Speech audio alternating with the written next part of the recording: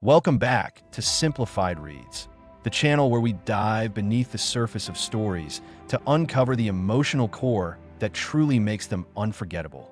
In today's episode, we're exploring modern books about friendship, not just as a theme, but as a vital force that changes lives, shapes identities, and defines who we become. These books don't present friendship as a simple bond. They show it as a living, evolving relationship that can heal us, challenge us, or even break us. We begin with Tomorrow, and Tomorrow, and Tomorrow by Gabrielle Zevin, a novel that brilliantly portrays how friendship can be both a creative fuel and an emotional burden. The two main characters grow up with a shared passion for gaming, and through that passion, their friendship becomes a kind of lifelong collaboration. What's fascinating is how their relationship reflects real-world friendships, where love is intertwined with competitiveness and misunderstanding, proving that friendship can be one of the most powerful yet fragile connections we navigate. This idea of friendship as something deeply formative but emotionally complex flows perfectly into our next book, which takes those emotional stakes even further into real life. Stay True by Hua Su is not fiction. It's a memoir, and that makes its exploration of friendship even more impactful. What began as a seemingly ordinary college friendship becomes a defining chapter in Su's life, shaping his identity and worldview. The friendship is filled with everyday conversations, music, and youth culture, but when tragedy strikes, it forces both the author and the reader to confront the idea that some friendships leave such a deep mark that they continue to shape us long after they're gone. While Zevin's novel shows friendship as a creative force, Su shows it as a source of identity itself, leading us into the idea that friendship doesn't always look the way we expect. That brings us to Remarkably Bright Creatures by Shelby Van Pelt, a book that expands our definition of friendship entirely. It tells the story of a lonely woman who finds unexpected companionship in a giant Pacific octopus. Yes, an octopus. But what makes this story deeply human is not the fantastical element, but the emotional truth behind it. That connection can come from the most unexpected places, especially when grief has isolated us from the world. The book reminds us that friendship isn't just about shared history. It's about mutual recognition, a theme that continues into our next title, where friendship is formed not out of whimsy, but out of shared suffering. In Body Friend, we see friendship emerge from vulnerability. This novel examines what happens when people are stripped of their physical strength and societal roles, and all that's left is the need to be understood by another human being.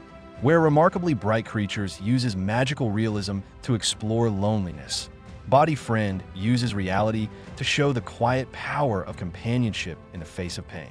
It beautifully demonstrates that the strongest friendships aren't always formed during joyful times. They're forged in the moments when life is at its hardest, which leads us to consider how friendships operate not just in pain, but also in moments of personal transition and identity crisis. That emotional complexity is examined with both wit and realism in Good Material by Dolly Alderton. Here, we see friendship through the perspective of adulthood, where life paths diverge, relationships end, and the people we rely on for comfort are not romantic partners, but friends who help us rediscover who we are. This book explores the awkwardness of changing friendships, how some people grow with us while others grow away from us. This leads naturally into a more reflective perspective in our next book, where friendship isn't just an emotional experience. It becomes a topic of introspection and analysis. Friendaholic by Elizabeth Day takes a nonfiction approach to the idea of modern friendship. Instead of simply telling stories, it examines why we form certain friendships, why we cling to people who may not be good for us, and how emotional boundaries define the health of our relationships. This reflective tone ties perfectly into the rising tension in Walla, which explores what happens when friendship crosses from supportive to destructive. In Walla by Nikki May, friendship becomes a mirror that reflects not only who we are, but also who we fear becoming. The introduction of a fourth friend disrupts the fragile balance of the group, revealing secrets, jealousy, and betrayal. Unlike the previous books that focus on healing and understanding, Walla dives into the darker side of human relationships, demonstrating that friendships can be just as volatile and emotionally charged as any romantic connection. This naturally transitions us into a story that rebuilds what Walla breaks down, the idea of friendship as chosen family. The People We Keep by Alison Larkin is a deeply emotional journey about finding belonging through the people we meet along the way. The protagonist, who has been failed by her own family, slowly discovers that friendship can be a form of rescue, a theme that counters the chaos of Wallow with Hope. Instead of seeing friendship as a battlefield, we see it as a home, which leads us to reflect on what friendship looks like over a lifetime rather than a single moment. The Girls from Ames beautifully illustrates that. Spanning 40 years, this real-life story shows how friendships endure through marriage, motherhood, illness, and loss.